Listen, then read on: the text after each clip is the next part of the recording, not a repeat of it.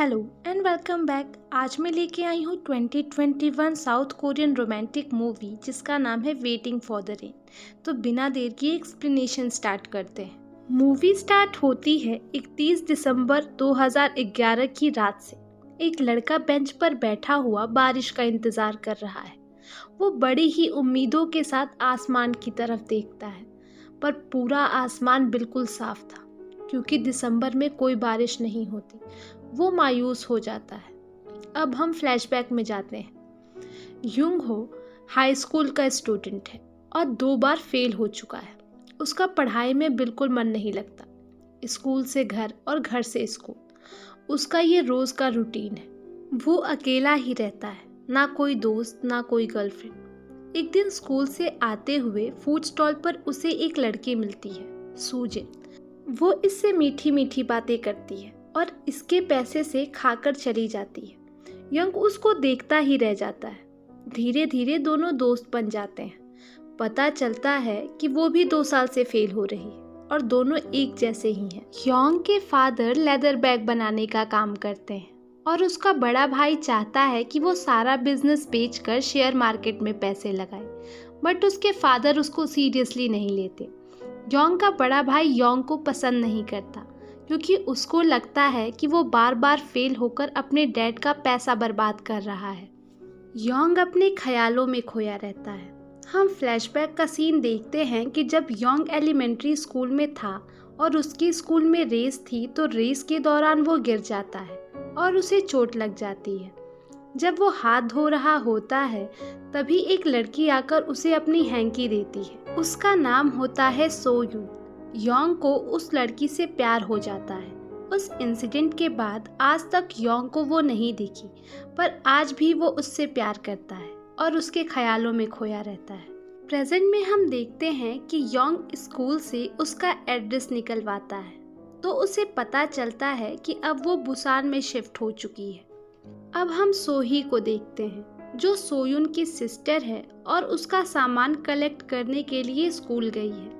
उस सामान में उसे एक लेटर मिलता है जो योंग ने सोयून के लिए लिखा था। वो लेटर लेकर हॉस्पिटल जाती है जहां हमें पता चलता है कि सोयून पैरालाइज्ड है। ना वो बोल सकती है ना वो हिलजुल सकती है। सोही वो लेटर सोयून को पढ़कर सुनाती है। योंग ने उसमें बहुत ही प्यारी प्यारी बातें लिखी थी, बट सोयून को याद नहीं होता कि उसने बचपन में किसी को हैंकी दी थी और वो योंग से कभी मिली थी। अपनी सिस्टर की फीलिंग्स योंग तक पहुंचाने के लिए सोही एक लेटर लिखती है जिसमें एक कंडीशन होती है कि योंग ना ही कोई सवाल जवाब करेगा और ना ही उससे मिलने की जिद। लेटर पाकर योंग बहुत खुश होता है, मानो उसका प्यार उसे मिल गया हो। नेक्स्ट डे योंग उसके लिए लेटर लिखता है और साथ ही उसके लिए लेदर का एक पपी बनाकर उसे सेंड करता है। लेटर और पपी पाकर सोयून बहुत खुश हो जाती है और ऐसे ही उनके बीच लेटर का एक्सचेंज होना स्टार्ट हो जाता है। सोही अपने सिस्टर के नाम से योंग के लिए रेगुलर लेटर लिखना स्टार्ट कर देती है और योंग को भी उसके लेटर का इंतज़ार रहता है। योंग की हाई स्कूल फ्रेंड सूजिन भी उसे लाइक करने लगती है। एक दिन सोही को बुक स्टोर पे एक लड़का मिलता है जो उसे लाइक करता है। इधर योंग और सूजिन भी साथ में टाइम स्पेंड करने लग जाते हैं। दोनों ही अकेले हैं और सिमिलर सिचुएशन में हैं, इसलिए एक दूसरे के साथ रहते हैं। सूजिन योंग को बताती है कि आज के दिन उसके भाई ने सुसाइड किया था, इसलिए वो आज का दिन योंग के साथ बिताना चाहती है। तो वो लोग मॉर्टल में जाते हैं और वहाँ सूजिन अपनी फीलिंग्स योंग को शेयर करती है कि उसे सच्चे प्यार की तलाश है जो उसको उसके पेरेंट्स से नहीं मिला। पर योंग सोयून के ख्यालों में ही खोया रहता है। ऐसे ही दिन बीतते जाते हैं और लेटर का सिलसिला जारी रहता है और योंग इस बात से अनजान है कि ये लेटर सोयून नहीं सोही लिख रही है। एक दिन सोयून के लेटर से पता चलता है कि उसे समंदर बहुत पसंद है। लेटर पाकर सूजिन को साथ लेकर वो समंदर के पास जाता है और अच्छा टाइम स्पेंड करता है, ये सोचते हुए कि वो सोयून के साथ है। वहाँ से वो कुछ शेल्स उठाता है और लेटर के साथ सोयून को सेंड करता है। ये पाकर वो बहुत खुश होती है कि कोई इतना प्यार कैसे कर सकता है। सोयुन के मन में जीने की एक नई उम्मीद जाग जाती है। अब वो जल्द से जल्द ठीक होना चाहती है और ठीक होकर योंग से मिलना चाहती है। अब वो उसके साथ अपना फ्यूचर देखने लगी है। अगले दिन वो सोही से बोलती है कि उसे योंग से मिलना है। नेक्स्ट डे सोही बुसान से सियोल के लिए बस पकड़ती है और उसके लेदर शॉप पर पहुंचती है। इधर योंग भी बुसान पहुंच चुका होता है उसके बुक स्टोर पे। दोनों की टाइमिंग मिसमैच हो गई। दोनों दुकान के बाहर खड़े होकर एक दूसरे का वेट करते हैं। वेट करते करते रात हो जाती है। फिर दोनों अपने शहर के लिए निकल जाते हैं। रात को वापस आकर सोही को पता चलता है कि सोयुन के पास 1 ही महीने बचे हैं। ये सुनकर वो रोने लगती है। इधर योंग के फादर भी शॉप को बेच देते हैं। अगले दिन सोही सोयुन को रेडी कर कर बाहर ले जाती है और उसकी पिक्चर्स लेती है और योंग को सेंड करती है।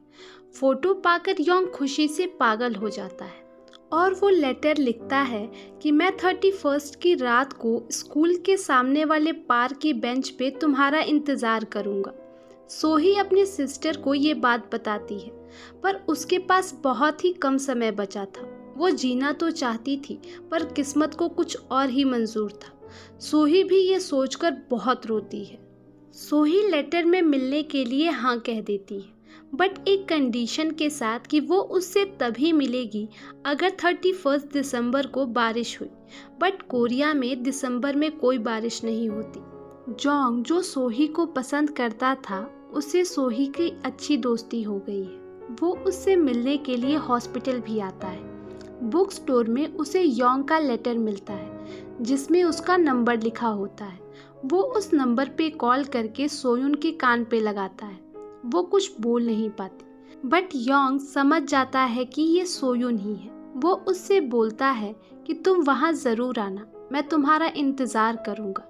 ये सुनकर सोयुन की आंखों में आंसू आ जाते हैं। इधर जोंग सोही को शादी के लिए प्रपोज करने जाता है तो उसे पता चलता है कि सोही के मन में उसके लिए कोई फीलिंग्स नहीं है।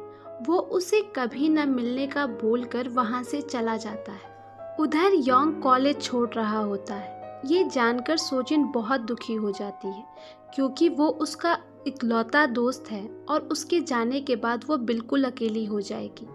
हम सोयुन को हॉस्पिटल में देखते हैं। उसके हाथ में बोट होती है जो योंग ने उसे भेजी थी। उसके आंख में आंसू होते हैं और तभी उसकी डेथ हो जाती है। सोयुन की डेथ के बाद सोही बहुत दुखी हो जाती है। वो योंग को अपना लास्ट लेटर लिखती है, ये बताते हुए कि सोयुन अब नहीं है। जब वो लेटर पोस्ट करने जाती है तो उसकी हिम्मत ही नहीं होती उसे पोस्ट करने की। वो उसे पोस्ट नहीं करती। इधर योंग सुजिन को बताता है कि वो कोरिया छोड़कर जापान जा रहा है। सुजिन उसे बहुत प्यार करती है। वो उसे रोकना चाहती है पर उसे कोई रास्ता नहीं मिल रहा होता। योंग अपना प्लान चेंज कर लेता है और अपने भाई के साथ मिलकर यही नया बिजनेस स्टार्ट करता है। अब हम 9 साल बाद का सीन देखते हैं। योंग की अब सियोल में अम्ब्रेला शॉप है जो बहुत पॉपुलर है। सोयुन की डेथ के बाद सोही ने अब तक कोई लेटर सेंड नहीं किया है। योंग की अब अपने भाई से भी बनने लगी है। सुजिन अब ट्रैवलर है। एक दिन वो योंग से मिलने आती है। उसे देखकर योंग बहुत खुश होता है और उसे एक अम्ब्रेला गिफ्ट करता है। सुजिन को आज भी उसकी आंखों में अपने लिए प्यार नहीं दिखता। वो बहुत इमोशनल हो जाती है। उसे रियलाइज हो गया है कि इस जन्म में योंग उसका नहीं हो सकता। वो रोती हुई वहाँ से चली जाती है। दूसरी तरफ हम जोंग को देखते हैं जो अब बहुत बड़ा राइटर बन चुका है। 9 साल के बाद आज वो सोही से मिलने आया है। दोनों एक दूसरे से मिलकर बहुत खुश होते हैं। उधर योंग 9 साल से 31 दिसंबर की रात को उसी पार्क में बेंच पर बैठकर बारिश का वेट करता है। उसे उम्मीद है कि एक दिन बारिश होगी और सोयुन उससे मिलने आएगी। सोही भी हर साल 31 दिसंबर को वेदर न्यूज़ देखती है और बारिश का वेट करती है ताकि वो योंग से मिल पाए। सोही को अपना प्रॉमिस आज भी याद है। एक बार फिर 31 दिसंबर आ गया। योंग सोयुन के स्कूल में जाता है। वहाँ उसे पता चलता है कि सोयुन की डेथ 9 साल पहले ही हो चुकी है। ये सुनकर योंग टूट जाता है।